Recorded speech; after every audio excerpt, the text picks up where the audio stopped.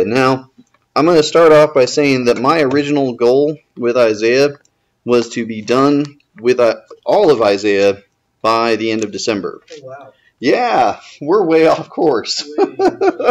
So we're going to try and speed things up a little bit. I don't want to go too fast and miss something that's really important. And so more likely than not, we'll still be in Isaiah for a little bit of January. But we're going to try and go through a little some of this stuff a little bit faster and go from there. So this morning, we're actually going to be covering chapters 31 through 35. Then chapters 36 through 39 is mainly the story of Hezekiah and his encounters with Assyria, and then his sickness and Babylon. And, a lot of that we've already studied when we did 2 Kings and covered Chronicles and such. And we've talked about that a little bit as we've gone through Isaiah too. So I'm going to let you guys go through that as you do the reading challenges this week, which will be back up on Instagram this week, finally.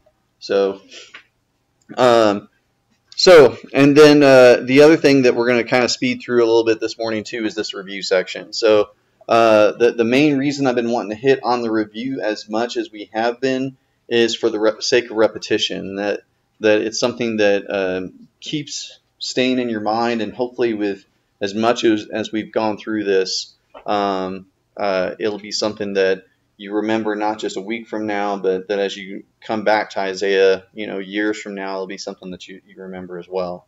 So the 5 kings that Isaiah served under, we've got the first one is Uzziah, and Isaiah was good, bad. He started off good and ended really bad. And then his son,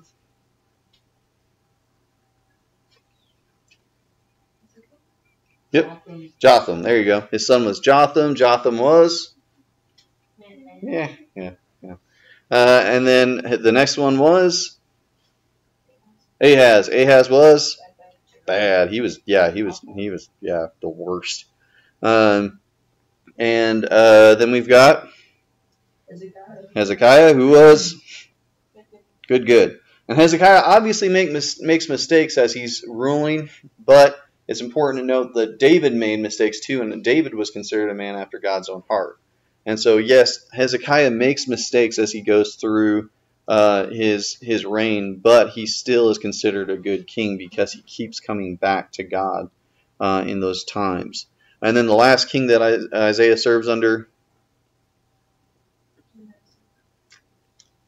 Manasseh. And Manasseh was bad, good. Again, if you haven't read through Manasseh's story, seriously, take some time to just put it together. There's some of it in 2 Kings or some of it in 2 Chronicles. Just piece the two together and read through it. It's a really neat read to see the change that Manasseh goes through in his life. So, all right, so as Isaiah begins his book, he really starts hitting on Israel because of the fact that God rescued them from Egypt. He knows that they've undergone like 480 years of slavery, and so he brings them out of that and he plants them in this land. And as we talked about with the whole thing with the wine press or the vineyard, I mean, he gives them a land that's abundantly good. I mean, most of the people that were in the promised land got chased out before Israel ever arrived, and those that wouldn't leave at God's direction, God told Israel, okay, go ahead and destroy them. I tried to get them to leave and live, but they didn't want to listen, so they're going to die. So when Israel walks into the promised land, they've got cities that are already built. They've got land that's not been used pretty much for a long time, and so the land's good. And they've got no reason to worry about food. God's going to take care of that. God says, I'm going to make sure that you're protected. If somebody tries to threaten you, you can take a couple people to war with you if you really want to, but it's not going to be necessary because I'm the one that's really going to be doing the fighting for you.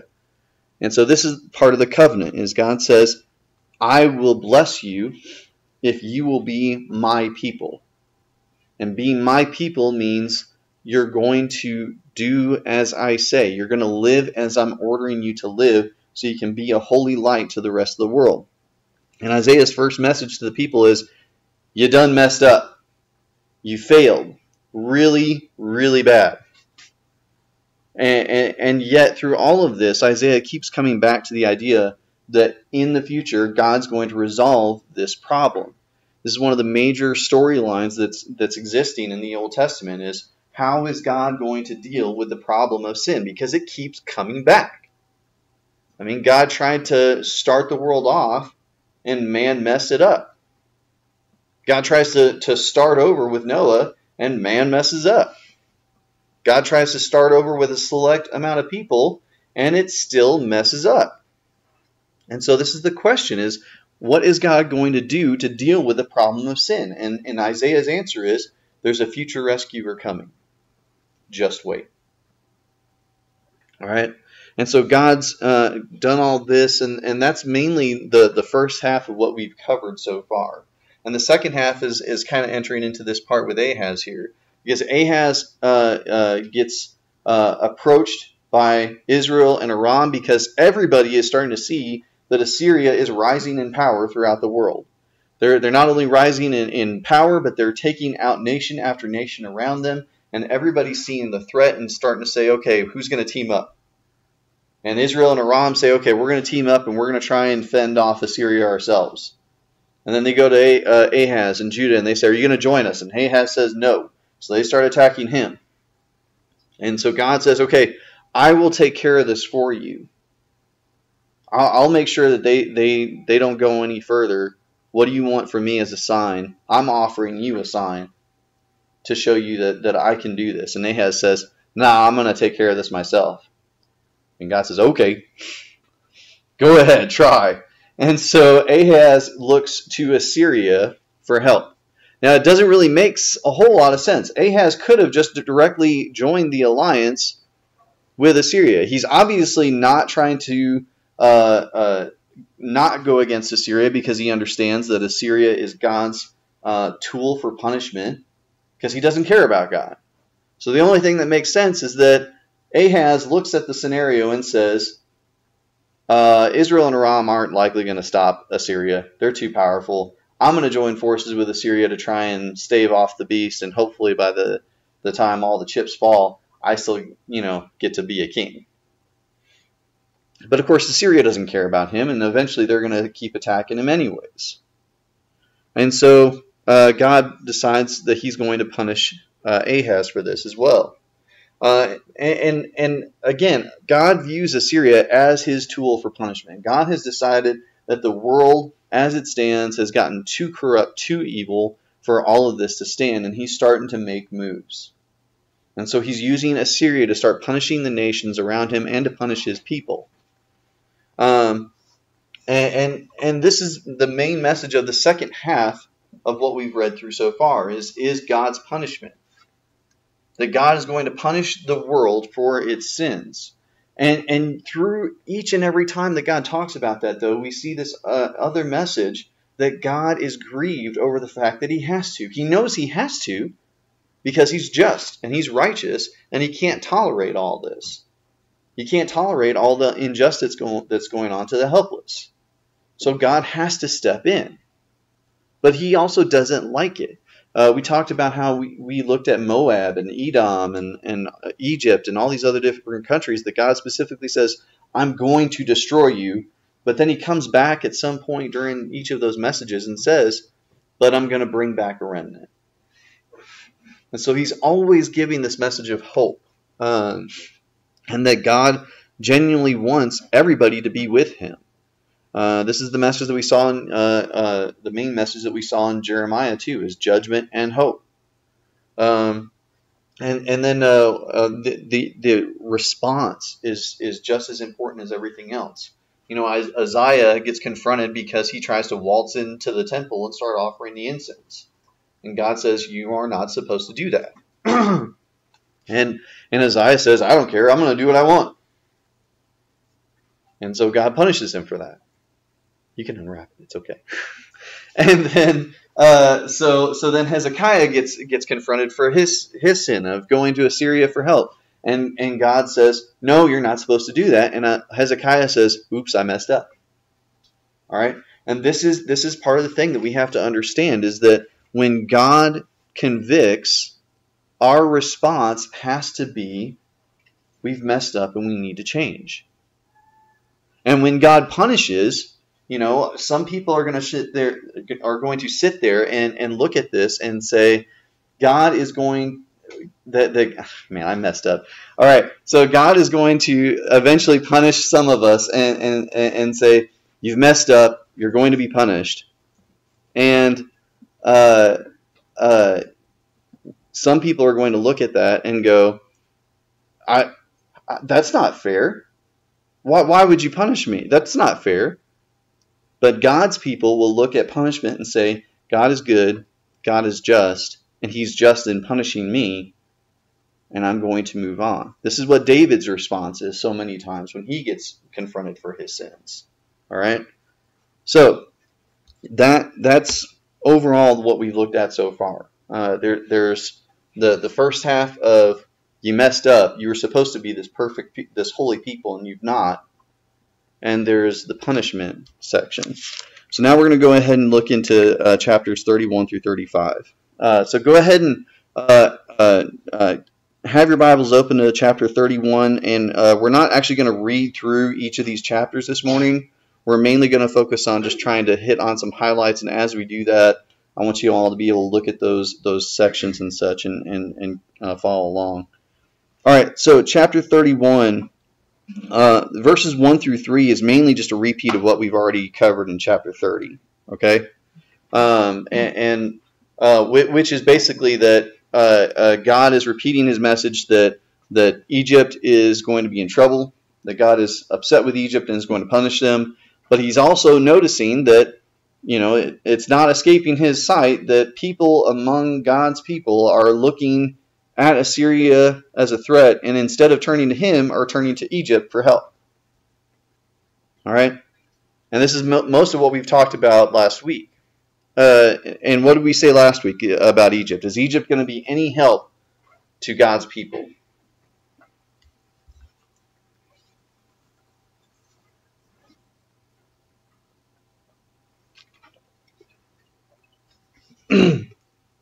Is Egypt going to be any help to God's people?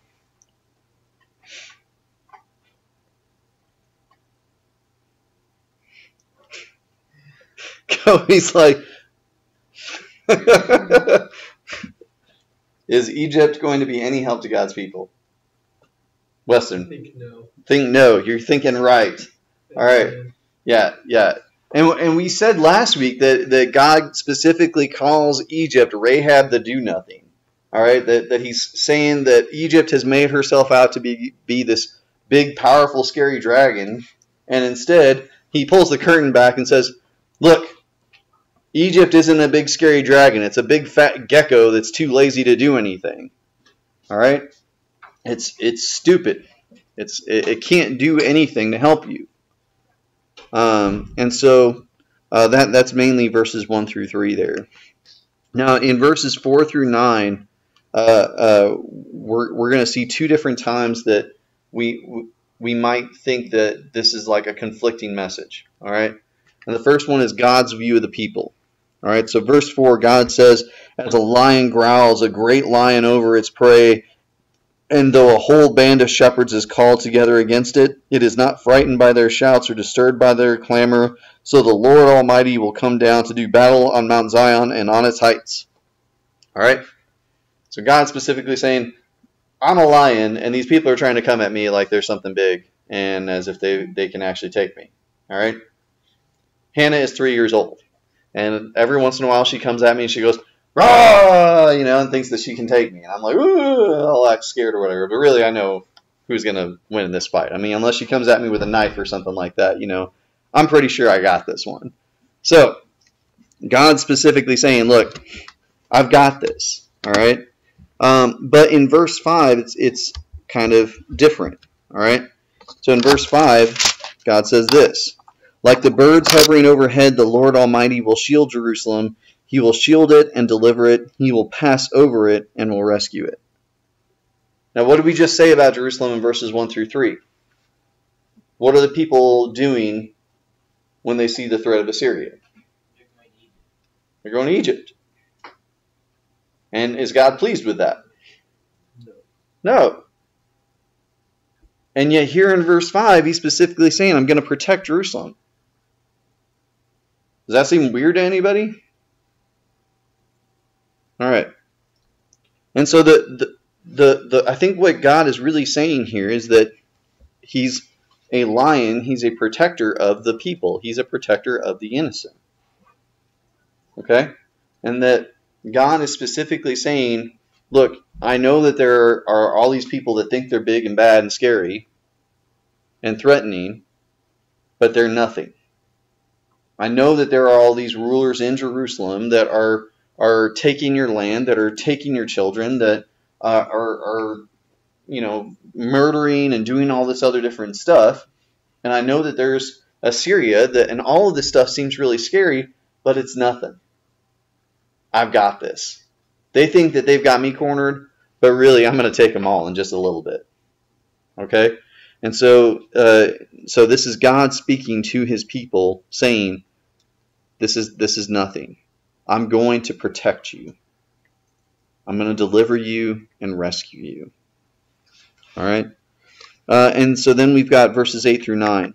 He says, Assyria will fall by no human sword. A sword not of mortals will devour them. They will flee before the sword, and their young men will be put to forced labor. Their stronghold will fall because of terror. At the sight of the battle standard, their commanders will panic, declares the Lord, whose fire is in Zion, whose furnace is in Jerusalem. What have we been saying about Assyria? What's God's view of Assyria? They're a tool to deliver his punishment. God is the one orchestrating all this. Okay? That God is the one specifically saying, all right, I am going to instigate Assyria to start moving on the rest of the world. And yet all of a sudden God is saying, I'm going to destroy him. Seem weird? Okay. And it's specifically because Assyria sees everything that they're doing as, oh man, we're so big and strong. We've got this. We're the ones going through all this. And you see it every single time that they speak. When the armies march on Jerusalem, the commander sits there and says, what nations' gods have been able to protect them? And he starts listing off all these cities and countries and saying, were their gods able to protect them? No, we destroyed them. And then, Hezekiah is told by Isaiah that God's going to put a message in their hearts that's going to make them leave. And sure enough, the next morning, Sennacherib, the king of Assyria, gets word that another king out by Egypt is making move against him. So he pulls all his armies that he had sitting in front of Jerusalem and takes them away. And then Sennacherib himself tries to sit there and tell Jerusalem, don't think that your God can save you. I've destroyed other gods and their kingdoms. I'll destroy yours too. Who's the one that gave Assyria her success?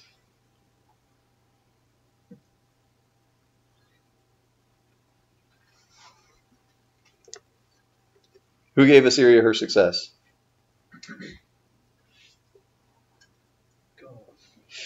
God did. And Assyria is saying, I'm going to destroy him. Doesn't sound like a very smart thing to do.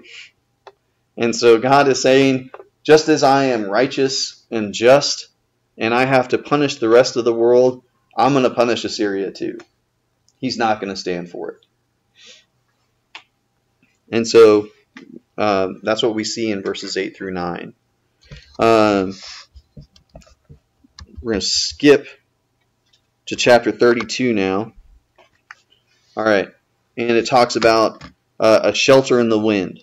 Now, if you look at verse 1, it says, see, a king will reign in righteousness, and rulers will rule with justice. Who's the king?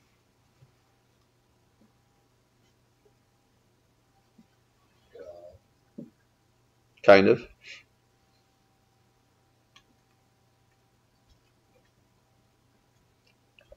Who's the king?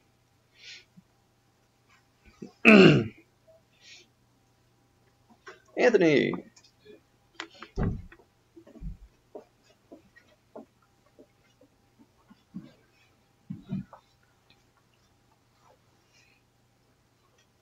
See, a king will reign in righteousness. Who's the king that Isaiah is talking about? David. It's not David. Who's the king? Jesus. There you go. Jesus. All right. So Isaiah is starting to look ahead. And he's looking ahead to the time of Jesus. And he's saying Jesus is going to reign in the future. All right. So who's in verse 2 it says, each one will be like a shelter from the wind and a refuge from the storm, like streams of water in the desert and the shadow of a great rock in a thirsty land. So who's being referred to? Who's the people that are going to be a shelter from the wind?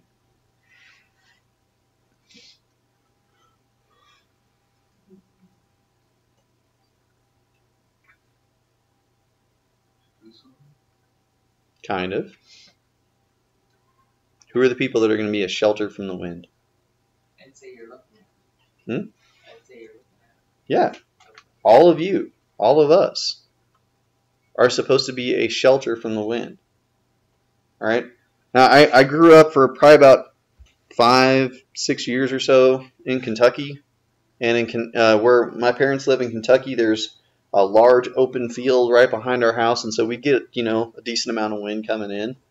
And then I moved to Oklahoma, and we got 50 to 60 mile an hour gusts. I thought that was pretty crazy. But you guys in New Mexico have it that's just insane. You guys get 70, 80 mile an hour gusts out of nowhere. I love it. Yeah, it's crazy. It's just local taste of dirt. Just the local taste of what? The dirt. The dirt? Yeah. Yeah, you definitely get a taste of the dirt. Yeah.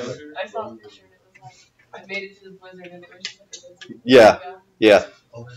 Yeah. So, but how many of you guys have been able to be in the middle of one of those windstorms or whatever and then be like, oh, nope, not doing this, and go back into your house? What? How many of you guys have been able to be standing outside in the middle of one of those windstorms or something like that, and then say, nope, and then go into a house or something else? Yeah.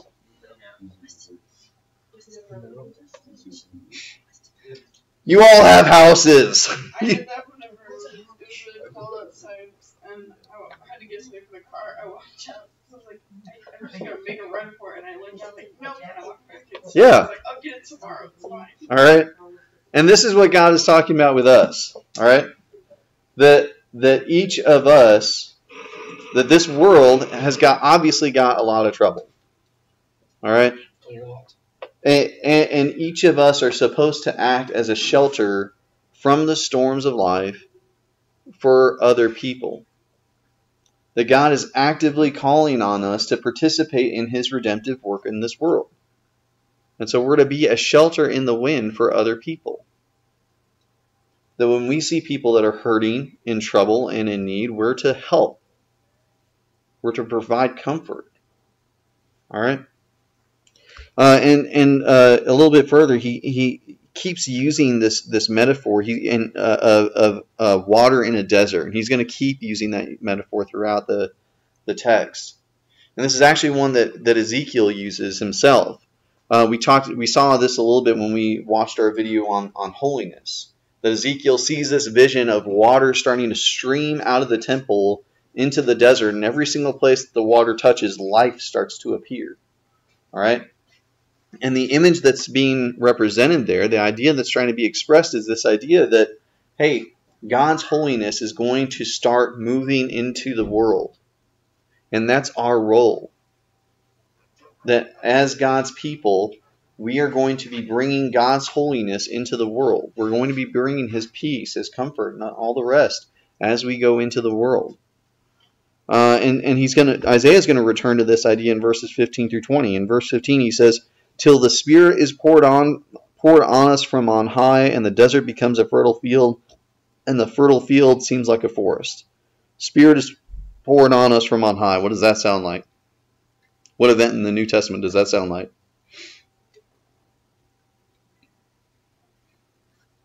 You guys have studied Acts for 3 years, you told me. You should know this one. Something in it. There you go. Thanks. What event in the New Testament does that sound like? The Spirit is poured on us from on high.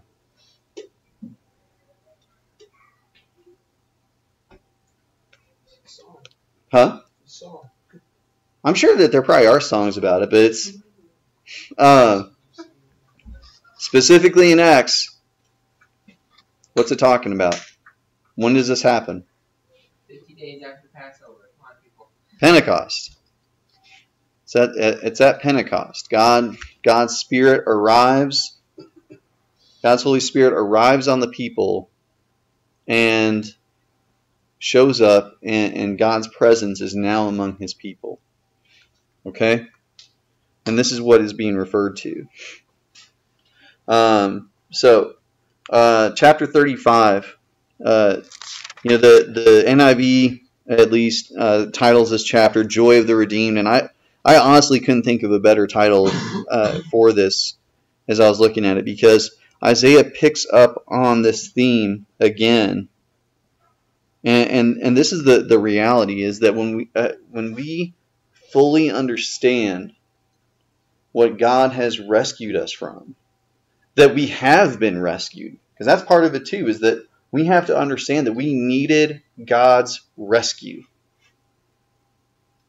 When we fully comprehend that, we should be so overjoyed over the fact that God has chosen to give his life for us, that we deserve nothing but death. And yet God chose to make himself take on the sins that we caused, that we've done, to take that on himself so that we could be restored back to him. If that doesn't cause you some kind of joy, then you're needing to check your heart a little bit. If you don't get excited about the fact that God has rescued you, then we need to step back a little bit and check on a few other things. Because that should be exciting. That should be something that we are thankful for every single day.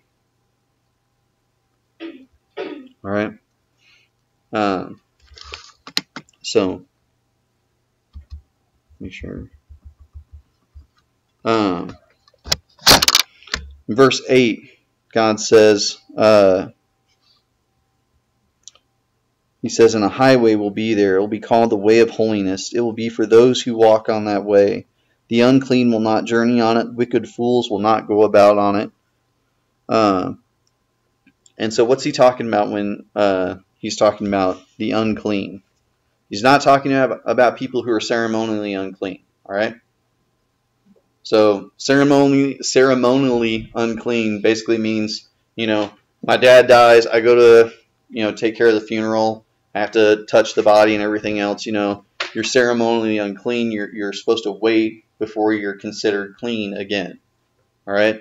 The woman that Jesus heals that suffered bleeding for years and years and years, she had been considered ceremonially unclean because she was, basically on a daily basis suffering from her period. Okay.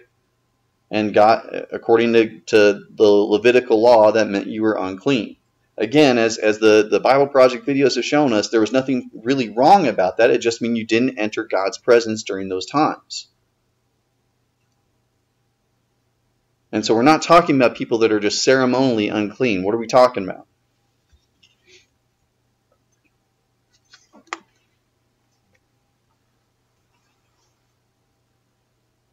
What's wrong with these people that they can't walk on the way of holiness?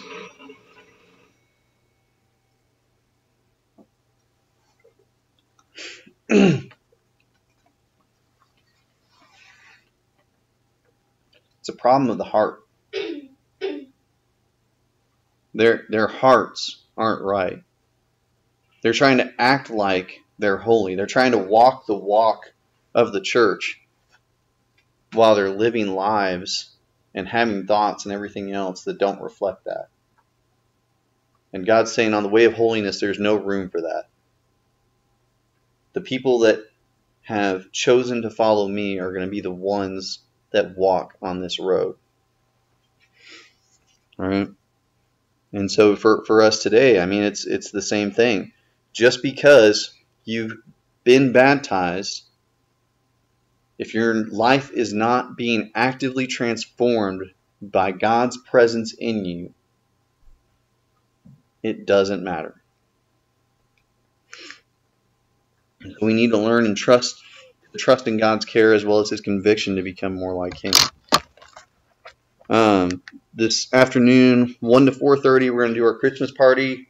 At 1 o'clock, we're going to take a little bit of time to help set up the fellowship hall for the all-church Christmas party. Everybody chips in. It shouldn't take very long at all. All right? And then we'll come over here and we'll do our gift exchange and snacks and everything else.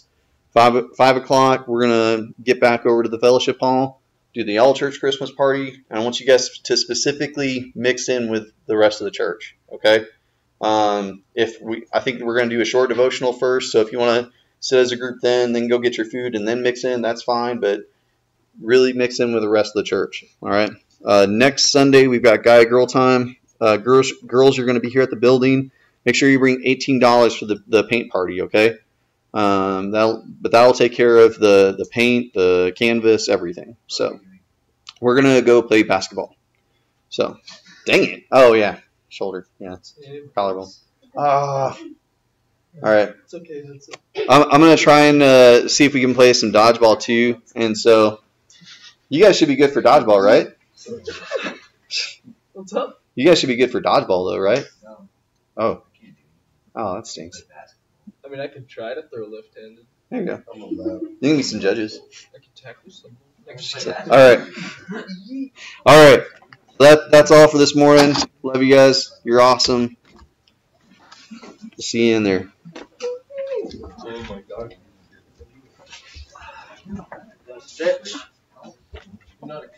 Dude, I have announcements. Really?